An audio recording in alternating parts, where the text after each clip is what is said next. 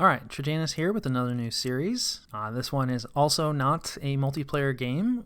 I do have plenty of those underway, arguably too many, but it definitely takes a while to play Dominions games, so while we let those get far enough ahead to be respectful to the other players in them, let us take a look at Trajanus versus Trajanus. So this is somewhat similar to Learning a Nation, but this is, rather than mod nations, actual vanilla nations, where I'm just testing builds out against each other, and pretty similar to the Learning a Nation format. It's just a good way to be able to combine testing expansion with what a first war might look like that you can finish out relatively quickly. So tend not to play these past turn 24, maybe 36, right? So 2 or 3 years of game time, and that'll usually get you a pretty good feel for okay, what are some first research targets that I can hit for a relatively early war, and how are they going to stack up against at least one other faction. So to start with, we're just going to run through what I consider some pivotal battles, rather than going through the entire expansion and kind of the whole idea of the build and all that kind of stuff, which I may do in the future,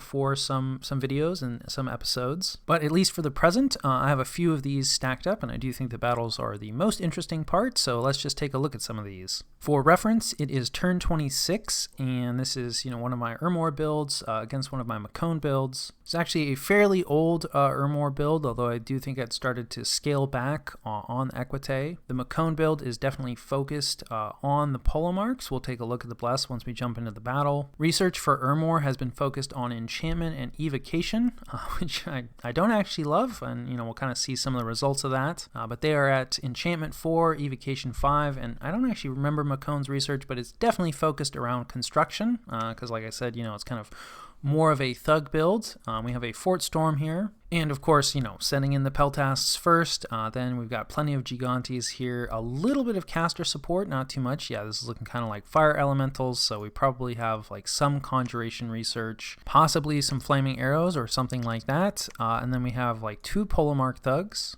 with pretty heavy kit. We might have gotten this Rhyme Hammer, although I might have been testing it out because it does do this AoE freezing mist, which is pretty nice. And I do think, for when you're trying to use thugs in army fights, not that I'm an expert, but I do think you want to focus on them being a little more killy. That said, a lot of this gear is defensively oriented, so yeah, you still want them to survive. And then let's see, this fellow, has been given 2 weapons, right? And the Flesh Eater is going to cause him to go berserk, which is just a really useful thing to have, especially on a decently survivable thug chassis, since it can help prevent losing to the turn timer. So on Ermor's side, mostly chaff, along with a good group of our sacreds. Not a lot of mage support, right? That should jump out immediately, that we do not really have enough mages here. This fellow's been given a hat, probably for the dark vision, and a death gem, so probably a little bit of death evocation. And I'm not sure what this fellow's going to be doing with all of his astral pearls.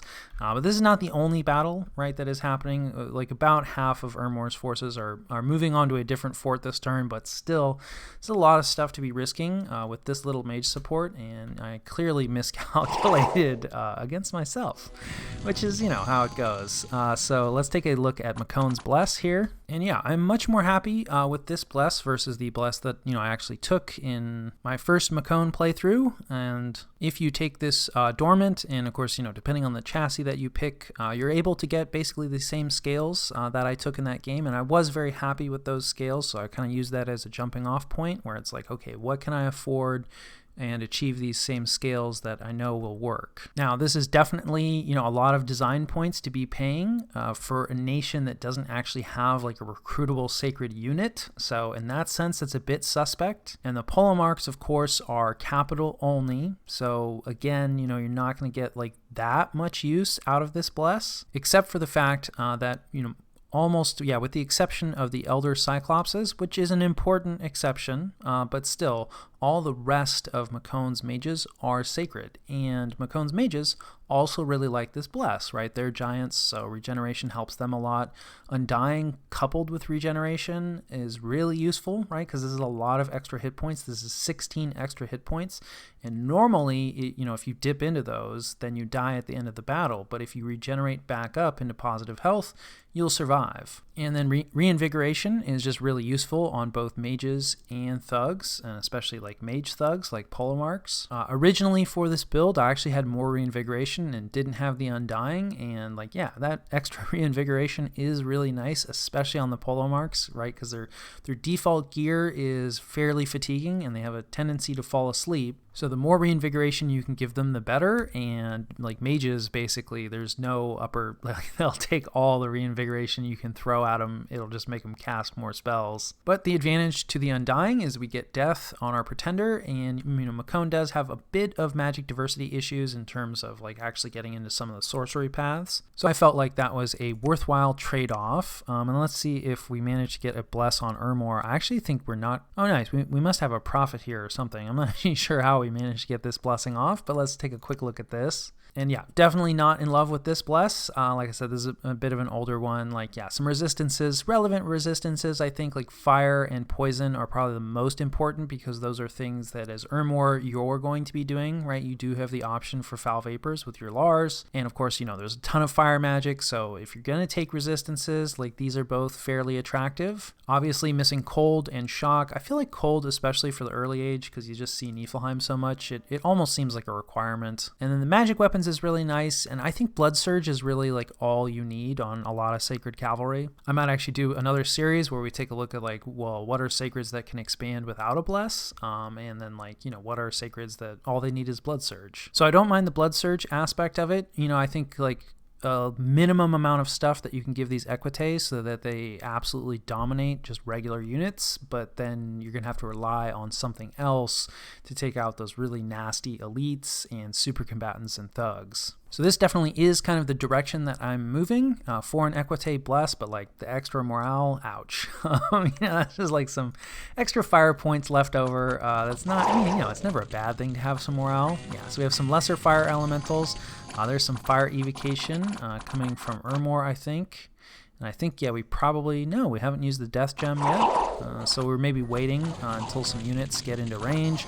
Of course, this is the advantage of sending in the Peltas first, right? Is they're going to soak up a bunch of those evocations. And like the mages are going to start to fall asleep. And let's see, I'm not sure, what have we done? Oh, Mind Burns, okay. Yeah, that's not a bad use of this augur, and that's why we needed the Astral Pearls, and there's the Death Gem getting utilized. Shadow Blast, unfortunately, like, yeah, mostly gets blocked by the walls. And like, yeah, now the polemarchs are in, and like, you can see like they're not immune to damage, right? Especially with like the Lance Charge, and that is something like they don't have a ton of hit points, right? So regeneration, like even though it's like, yeah, giants regeneration, like these guys are actually like the smallest that you can be and really still be considered a giant. Maybe that's why they're so haughty and refuse to be led by anybody smaller. Is that maybe the Nifl giants make fun of them, and so regeneration on Mekone, we talked about like why it's kind of questionable for some other reasons, but even just on these giants, they don't actually have like a massive HP pool, so the regeneration is respectable, like +4 a turn, sure. But it's not amazing. But like I said, we're actually not really going to see it here, but let's see if it shows. Yeah, it just tells you like Undying 8, right? So we have 16 additional hit points as compared to normal, which is pretty significant, right? That's almost like half their hit points. So these guys are a lot harder to kill than normal. And, Rings of Regeneration at 10 nature gems apiece are pretty expensive, and, you don't have nature by default as Mekone. And so it's a pretty big expenditure of nature gems and somewhat difficult to get a hold of. So the fact that like your bless just covers that for you is pretty nice. Now, of course, like we don't have any of the elemental resistances, but we actually get a discount, a national discount on this elemental armor, right? And I mean, it's expensive even with the discount. So, make no mistake about that. But it does provide coverage, right, for all of our elemental resistance issues. And like there's other gear that we can forge, right? Like elemental access is something that Mekone has a lot of. So fixing like elemental resistance holes on the polemarch thugs and your mages and stuff, much less of a problem. Would have been nice to like get some poison resistance, but regeneration is a nature bless, and so is poison resistance, and it's just prohibitively expensive. And it's the early age. You can find nature indies absolutely, and a little bit of poison resistance gear is generally cheaper to forge than Rings of Regeneration. So you know, I don't know. I like I said, I am liking the Bless. Haven't actually taken it into a real game. And like, yeah, Ermor just doesn't really have enough anti-elite stuff here, right? It's like, yeah, you know, the Legionaries are good, the Equite are good, but, you know, against like these Gigante thugs, you can see the Lance charge was definitely dangerous.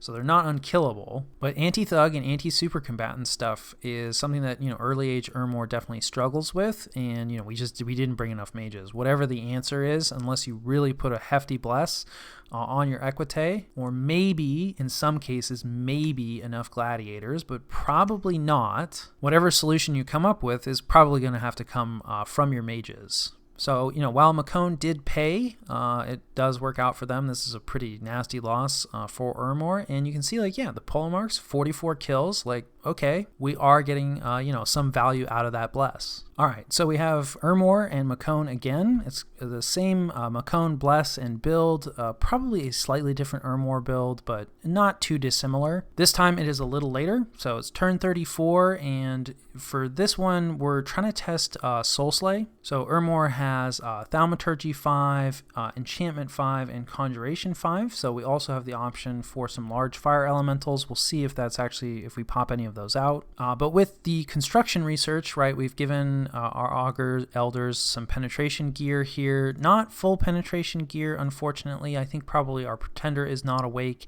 and I don't actually have any Flamens that can forge us Rune Smashers, and we probably actually don't quite have the research for Rune Smashers yet, because I think they're Construction 6, which is what we're currently working on, but haven't quite hit yet. So some penetration, but not full penetration gear. A lot more mage support this time, and like, yeah, let's see, I think it's probably just one big communion focused on Soul Slay. Yeah, so we're not really going to be popping out any fire elementals, which, looking back at this, definitely should be popping out some fire elementals, but we've got gladiators as bodyguards, which I do like most of the time anyway, and, you know, some gladiators in the back, and like, yeah, enough troops. Like the troop to mage ratio here is a lot better this time, certainly, for Ermor. And then on the other side, pretty much the same kind of stuff. I think a lot of this is just province defense, probably actually more mage commitment here out of Mekone. And we can see like a fairly similar setup, you know, same kind of bless. This guy's been given like the auto bless item, just makes it a little more easy for them to operate solo. And I think I'd already had some battles, right, where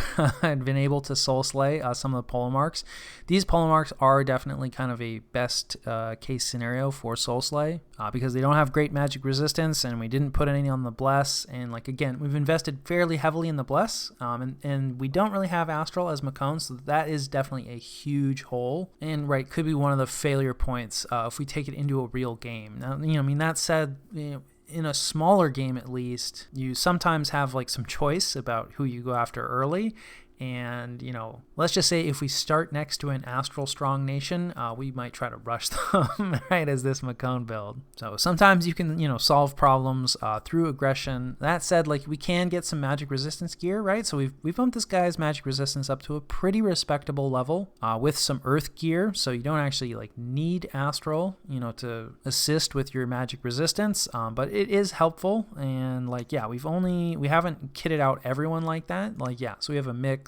You can see, yeah, most of the thugs, right, are, well, the hero actually has like pretty good magic resistance by default, but like, yeah, here's our default magic resistance. Not great, definitely. And then, so like those guys are gonna be going in. These are probably earth elementals, I would imagine. I do think like elementals on Mekone is a decent option for your, you know, early or mid game. It is obviously like fairly gem intensive, but you do have some really powerful elemental casters in a lot of different elemental paths. So yeah, we might be using this guy for lesser air elementals, which is a little sad.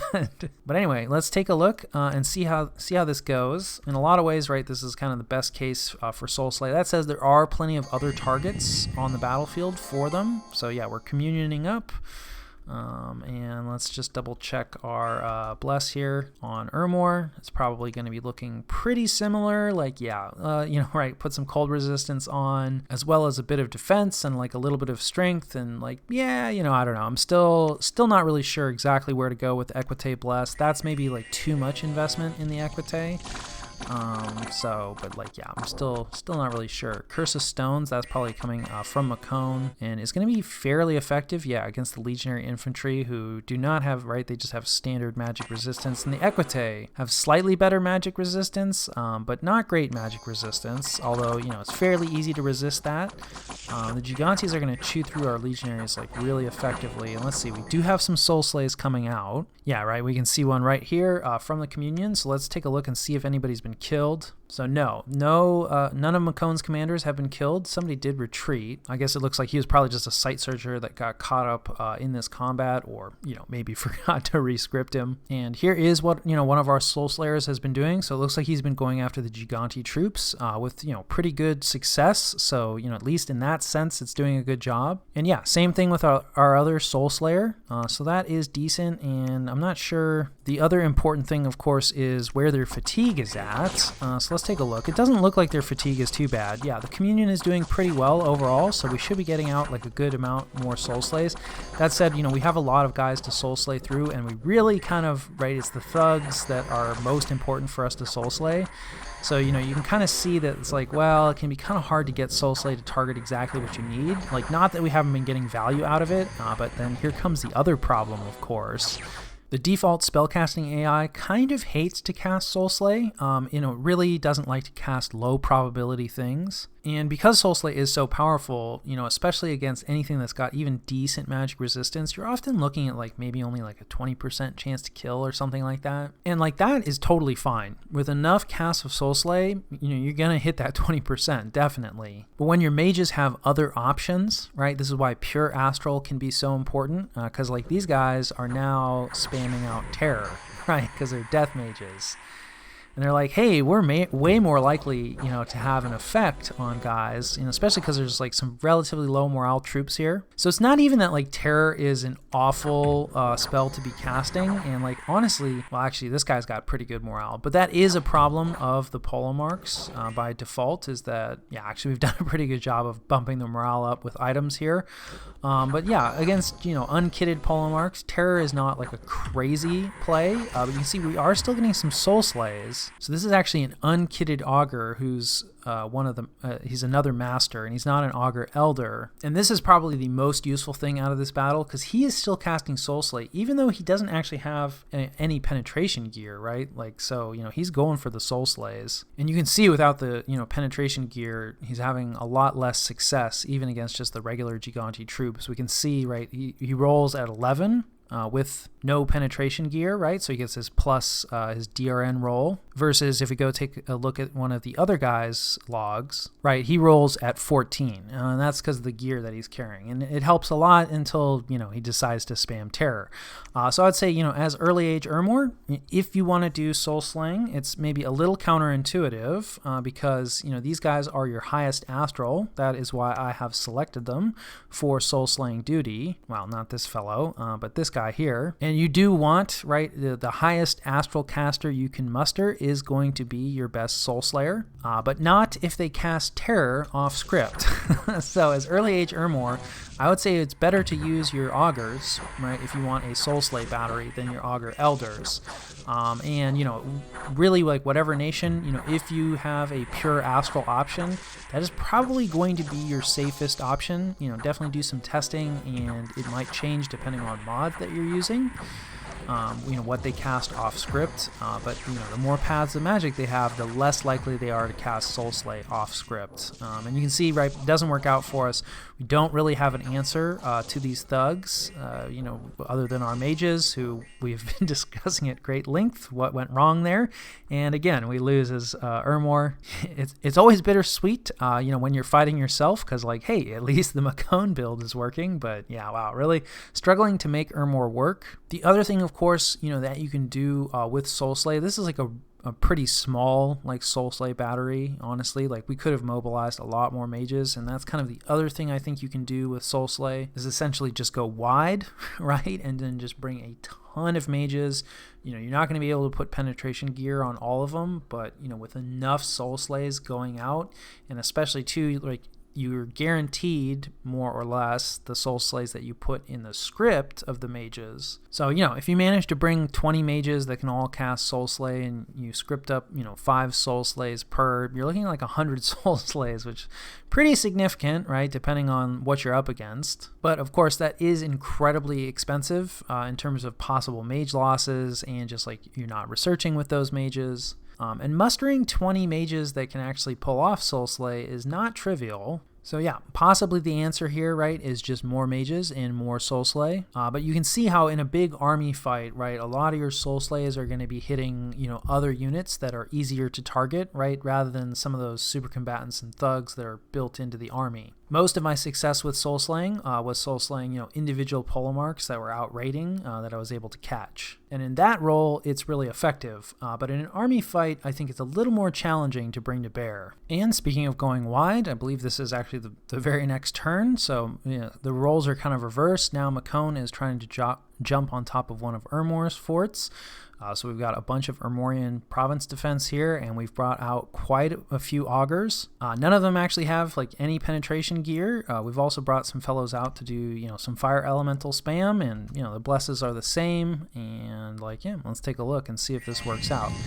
Going to be similar stuff from Mekone as well, right? So some elemental spam as well as some of our thugs. It looks like we probably split out one of our thugs, probably to go do some raiding.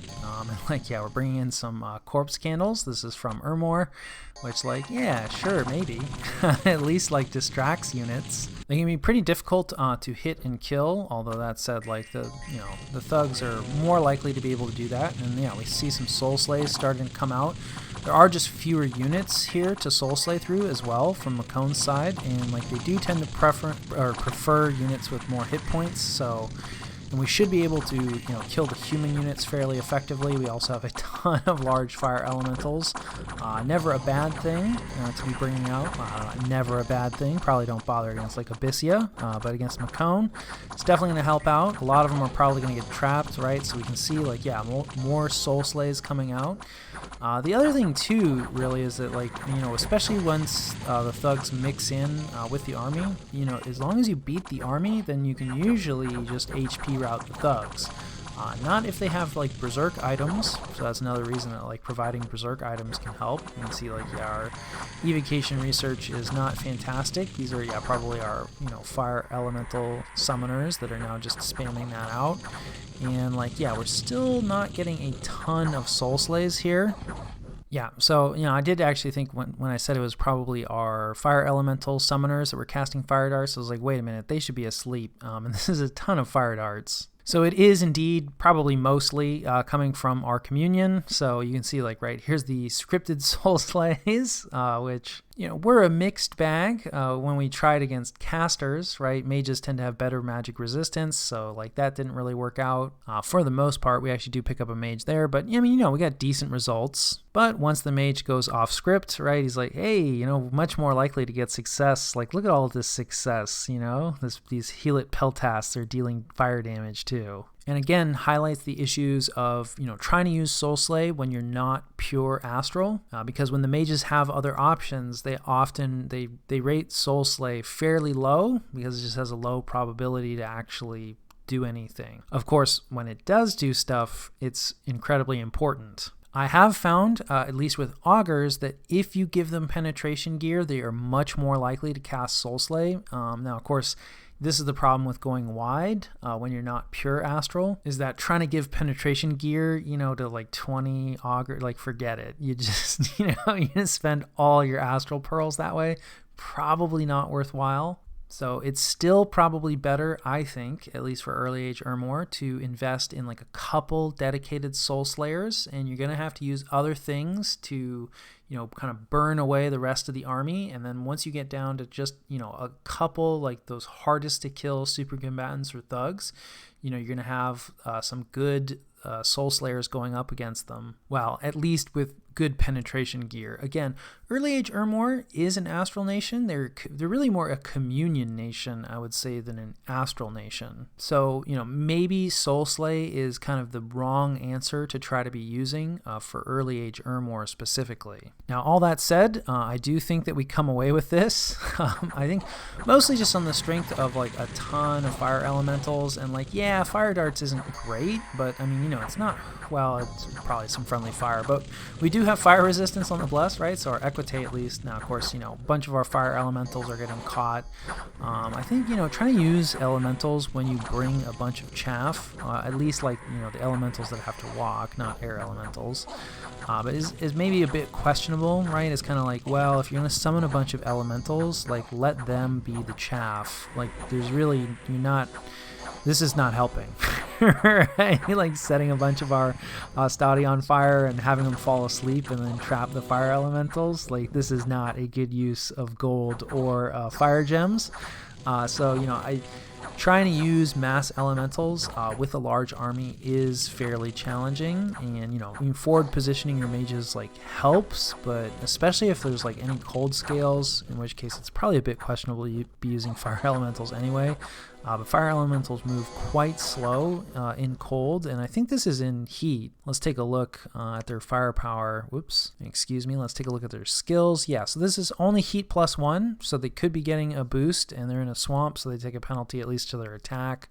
But you can see that like even their default combat speed, right? It's not fast. Okay, it's -20% because of the swamp. But still, it's just bog standard, right? This is just like human infantry walking speed, and because it usually takes a few rounds to summon them in, it can be pretty difficult, right? Your infantry or whatever your chaff is, at most it's going to wait 2 rounds, and oftentimes you need to spend like that first round empowering yourself in fire or some other kind of buff, and then you're only going to get your first elemental on the second round. So the elemental is probably going to start moving at roughly the same time as your infantry is, and then if you summon any elementals after that, they're going to show up kind of behind the line like this. So anyway, we do come away with it here as Early Age Ermor, although, we have to spend a boatload of gems and use a boatload of mages, and like, hey, there's a Soul Slay. Now we're starting the Soul Slay stuff.